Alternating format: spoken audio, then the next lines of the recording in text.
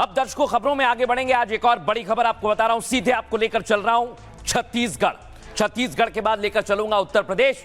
लेकिन पहले छत्तीसगढ़ में कहीं हमला किया जा रहा है हिंदुओं पर, तो यूपी में स्कूल में नमाज पढ़वाई जा रही है हिंदू छात्रों से। दर्शकों पहले आपको दिखाता हूं छत्तीसगढ़ की तस्वीर दिखाइए।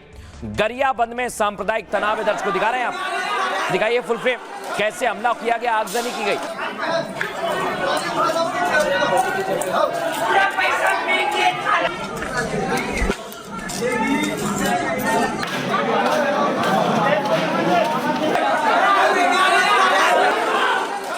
अब दर्शकों आपको बताता हूं, भीड़ ने 3 से 4 गाड़ियों को जला दिया। देख रहे हैं आप, ये पूरी कार आग का गोला बन गई। दिखाइए फुल फ्रेम, कैसे कबाड़ हो गई है, बाइक जलकर राख हो गई।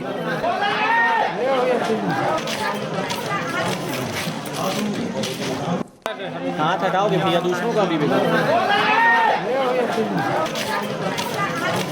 दर्शकों दावा किया जा रहा है ये विवाद काफी पुराना था, लेकिन भीड़ ने आरिफ और उसके साथियों का घर जला दिया। देख रहे हैं आप, ये तस्वीर आपको दिखा रहा हूं, यानी दोनों पक्षों की तरफ से हमला किया गया।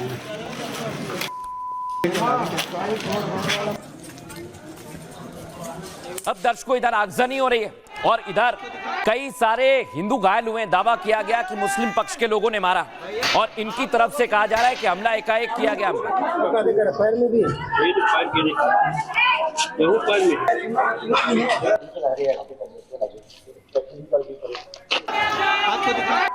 अब दर्शकों आपको बताता हूं मैं, जैसे ही ये विवाद बढ़ा, पुलिस की टीम तैनात हो गई। देख रहे हैं आप, ये पुलिस के जवान तैनात कर दिए गए हैं गरियाबंद जिले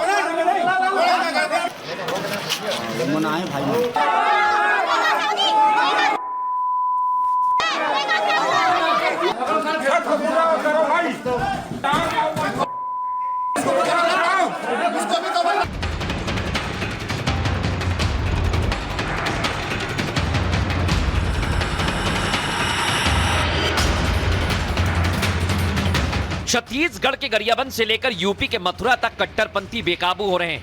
गरियाबंद में मंदिर पर हमले के आरोपी आरिफ ने गांव के लोगों के साथ मारपीट की। गुस्साए ग्रामीणों ने आरिफ और उसके सहयोगियों के घरों में आग लगा दी। 1.5 साल पहले उन्हीं लोग गांव के शिव मंदिर को तोड़े थे। लगता है वही विवाद से लेके गांव के ग्रामीणों को जहां जहां भी मिल रहे हैं उनको मार रहे हैं। एक गांव का भोलू खान का लड़का आरिफ खान था और 2 लड़के बाहर से थे। यूपी के मथुरा में स्कूल का कट्टरपंथी प्रिंसिपल बच्चों को जबरदस्ती नमाज पढ़वाता था, बच्चों पर इस्लाम कबूल करने का दबाव बनाता था। प्रिंसिपल के खिलाफ जांच शुरू हुई, लेकिन सवाल है पत्थरबाजों से लेकर स्कूल के प्रिंसिपल तक कट्टरपंथियों पर रोक कैसे लगेगी। अब दर्शकों मैं आपको बताता हूं, छत्तीसगढ़ का गरियाबंद कैसे आग का गोला बन गया, कैसे वहां आगजनी हुई, कैसे विवाद हुआ, उसकी एक एक तस्वीर आइए जरा आपको बता दें। ये प्रतीकात्मक तस्वीर हम आपको दिखा रहे हैं। छत्तीसगढ़ के गरियाबंद में हिंसा के बाद काफी ज्यादा तनाव है। आरिफ और उसके साथियों ने कुछ हिंदू युवकों पर हमला कर दिया। जानकारी आपको दे रहा हूं, पत्थर और हथियारों से गांव के लोगों पर जानलेवा हमला किया गया। खबर यह है कि हमले से गुस्साए ग्रामीणों ने आरिफ के घर में आग लगा दी, जो आप देख रहे हैं। आरिफ के सहयोगियों के घर को भी आग के हवाले कर दिया गया। इतना ही नहीं, ग्रामीणों ने 3 से 4 गाड़ियों को भी फूंक दिया। खबर यह, मौके पर पहुंची पुलिस के साथ ग्रामीण भिड़ गए। इतना ही नहीं, ग्रामीणों के पथराव में कुछ पुलिसकर्मी भी घायल हुए हैं। जानकारी यह है कि गांव में एक पुराना शिव मंदिर है दर्शकों, और आरिफ और उसके साथियों ने 1.5 साल पहले मंदिर में तोड़फोड़ की थी। ग्रामीणों की शिकायत के बाद आरिफ को जेल भेज दिया गया था, लेकिन कुछ दिन पहले आरिफ जेल से बाहर आ गया। बस आरिफ ने शिकायत करने वालों पर इसके बाद हमला कर दिया। मुस्लिम समुदाय के हमले में 3 से 4 हिंदू घायल हो गए और हमले से हिंदू पक्ष ने आरिफ के घर को आग के हवाले कर दिया। आगजनी में 3 से 4 गाड़ियां भी जलकर खाक हो गई हैं। पुलिस ने आरिफ समेत 3 आरोपियों को गिरफ्तार कर लिया है और तनाव के बाद गांव में भारी पुलिस बल भी तैनात किया गया है। अब आपको सुनवाते हैं जिन पर आगजनी के आरोप लगे हैं, वो क्या कह रहे हैं, पीड़ित पक्ष क्या कह रहा है, सुनिए जरा। कुछ बात ही नहीं हुआ सर। हम लोग बाइक से उतरे और उन लोग कार में आए और पत्थर से सीधा वार किए। उन लोग 2 लड़के थे, निकले कार से और कार में ही था पत्थर। पहचानते कौन लोग है वो? हाँ, गांव से आरिफ खान है और एक लड़का बाहर का है। ये हमारे गांव में 1.5 साल पहले उन्हीं लोग गांव के शिव मंदिर को तोड़े थे। उसका भी कोर्ट में केस चल रहा है और वो लोग जमानत से छूट गए हैं। लगता है वही विवाद से लेके गांव के ग्रामीणों को जहां जहां भी मिल रहे हैं उनको मार रहे हैं। हाँ, वही लड़का है जो गांव के शिव मंदिर को तोड़ा था।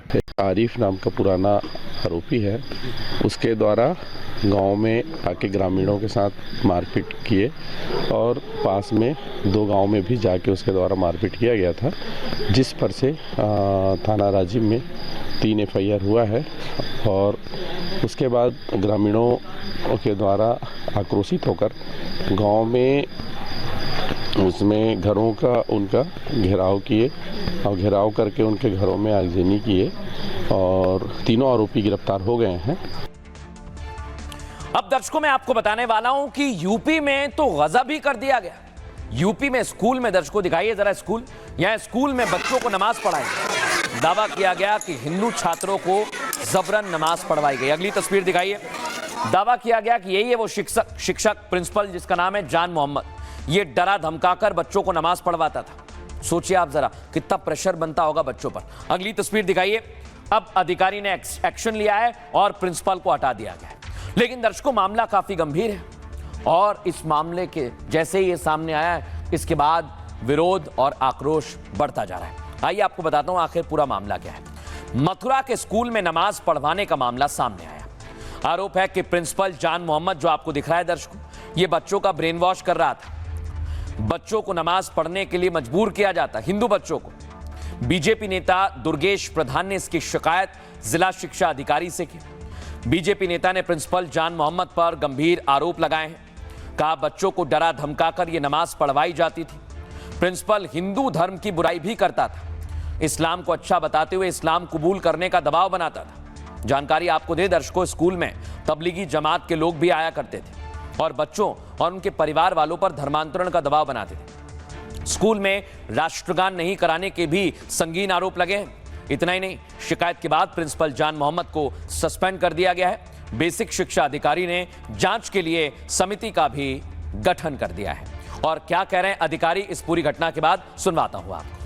काफ़ी समय से इनकी शिकायतें जा रही थी कि बच्चों को डरा धमका करके नमाज पढ़ाना और बच्चों को हमारे धर्म के प्रति भड़काना, बच्चों को हमारे देवी देवताओं का अपमान करना और बच्चों को ये कहना कि आपका धर्म खराब है, हमारा धर्म मुस्लिम धर्म अच्छा है, इस्लाम धर्म अच्छा है, इस्लाम धर्म को अपनाओ, इस तरीके की शिकायतें जा रही थी।